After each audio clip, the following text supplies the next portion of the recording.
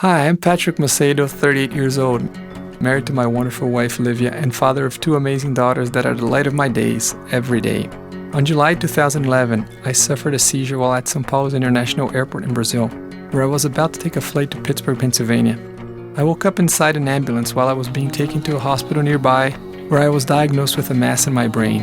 After having my spinal fluid removed and tested for bacterial infection, to test for meningitis, and tested for viral infection, to test for herpes, which both came negative, it was concluded that I had a brain tumor. I'm here to talk about my journey with brain tumor, and most importantly to explain why a tumor or cancer diagnosis is not the end, but the beginning of a whole new life. The human brain is the most incredible biological work of art and probably the least understood part of the human body. Made up by a combination of 100 billion neurons, each with a unique set of about 10,000 inputs, forming an incalculable number of neural states. The brain creates a difficult environment for any surgeon. No wonder neurosurgeon is one of the toughest disciplines in medicine. My tumor is located in a difficult axis area of the brain called insula. The insula is a primitive structure of the brain and is, in my view, poorly understood. We know that people that remove their insula due to a stroke, usually associated with cigarette smoking, have a much easier time quitting their smoking habit after surgery than smokers that had strokes in other areas of the brain. We also know that the swallowing motion we have when in danger is provoked by the insula, but no other major function is, to my knowledge, associated with the insula. There are also studies that associate the insula with gut feeling, the instinctive way of reading the situations we are in. While removing the insula may not be a big deal, getting there presents an incredible surgical challenge. Not only that, in my case the tumor was diffuse and had gone beyond the insula, touching my motor nerve beam, which if damaged could leave me paralyzed for life. Losing movement in any portion of the body is a huge deal for anybody, but I was also an active recreational athlete that ran at least 3 triathlons a year, including half Ironman distance ones. To do this, one really needs to enjoy running, swimming and biking, and losing my left side movement would make that very hard for me. But that was the least of my concerns. I'm a professional business person, so my intellectual ability took precedence over my motor skills in theory. But in practice, of course, I didn't want to lose anything. In fact, I was more afraid of the unknown. A brain surgery is not like putting a metal pin in a broken bone. It is much more complex because of how hard it is to predict with precision the potential side effects. My tumor was located on my right insula, a region below the frontal lobe and the temporal lobe. Both these lobes are part of the neurocortex, the controller of the controllers. So any damage to my neurocortex could affect the most advanced function of the brain, such as social behavior, language, and high-level consciousness. Thank you, Frank Amthor, for your Neuroscience for Dummies book. As you can imagine, my brain tumor diagnosis felt like a death sentence. Every time I looked at my daughters, I would cry. All of a sudden, the future seemed a lot shorter to me, and looking at them made me feel like watching the future slowly disappear. But luckily, this period was short. I woke up 2 weeks after being diagnosed and thank God for another day. I don't know what made me feel like I was immortal prior to my brain tumor. Once I realized that we are all going to die someday, and none of us know how, I decided to live life to the fullest and investigate how to extend my future as best as I can.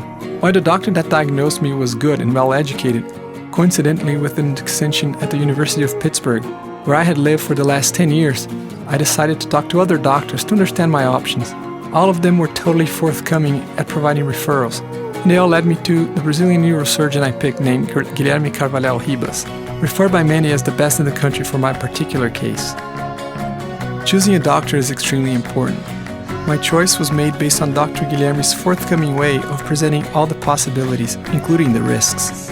In addition, I picked him because he was one of the only ones that slowed down before recommending surgery. As I read scientific papers, I realized that a less than radical resection would considerably reduce my prognostic. In fact, some papers argued going straight to chemo and radiotherapy if no more than 90% of the tumor could be removed. I chose Dr. Guilherme because he was very conservative at presenting a possibility of total resection without neural damage, and also because an American doctor based at UPMC called Arlen Mintz provided his opinion that this was one of the few cases he would not operate immediately. That after all the doctors in Brazil saying that in the US, I would not have even been able to leave the hospital after the diagnostic. After a month watching the evolution of my tumor, particularly a region that had a contrast in the MRI images, suggesting it was more aggressive, classified as a grade 3 tumor, we decided to operate. The grade 3 area increased 20% in that long month. Interestingly, the day before Dr. Guilherme and I had this conversation, I read a paper about the possibility of performing the surgery awake. By total coincidence, Dr. Guilherme, who had just returned from an international conference, recommended me to fly to France and operate with a doctor named Hugues Defoe, who had shown at the conference an impressive number of successful glioma resections. Dr. Defoe is the best doctor in the world, using a technique called neurostimulation.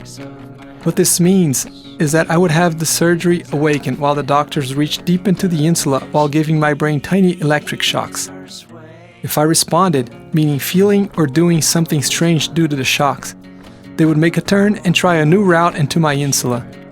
If nothing happened, they could keep cutting until they reached the epicenter of my tumor.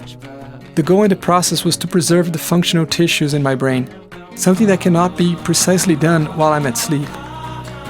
There are techniques such as neuromapping that try to anticipate these issues prior to a sedated craniotomy, but in my mind, and apparently in practice, performing the surgery awake is providing the best results. On December 13, 2011, I was operated by Dr. Hugues Defoe at the University of Montpellier Hospital in France. I remember every step of the surgery for the 2 hours I was alert. The protocol was that I should lay on my left side and move my left arm non-stop, opening and closing it, while I read figures of animals and objects to a Brazilian resident that understood my Portuguese. Before the last and deepest incision, Dr. Defoe asked me to tell him if I felt anything strange, as he was getting close to my motor nerve beam.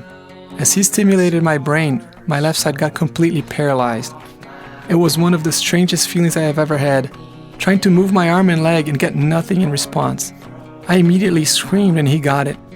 He then wrapped up the surgery and asked if I would agree to leave behind a small piece of tumor, as he was afraid that going further would let me paralyzed. I thanked him and God for being there.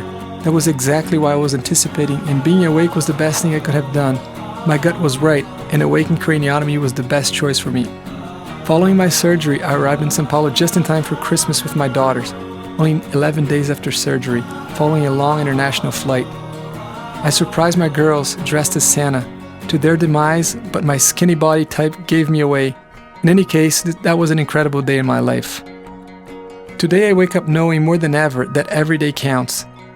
Time is God's most important gift to us, and I cherish my time with family, friends, and at work by trying to stick to things that I really enjoy doing, things that I know matter to me and the ones around me. Like a portrait at my grandmother's house used to say, "Yesterday is the past, tomorrow is the future, and today is a gift." That is why it's called the present. Cancer is a constant exercise of patience, from not knowing exactly how or when we will be cured, to what we should do with the time we have left.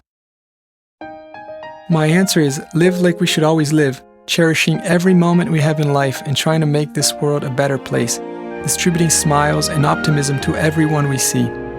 My favorite prayer to God is to ask Him to give me the strength to change the things I feel need to be changed, the patience to deal with the things that I can't change, and the wisdom to know the difference between them.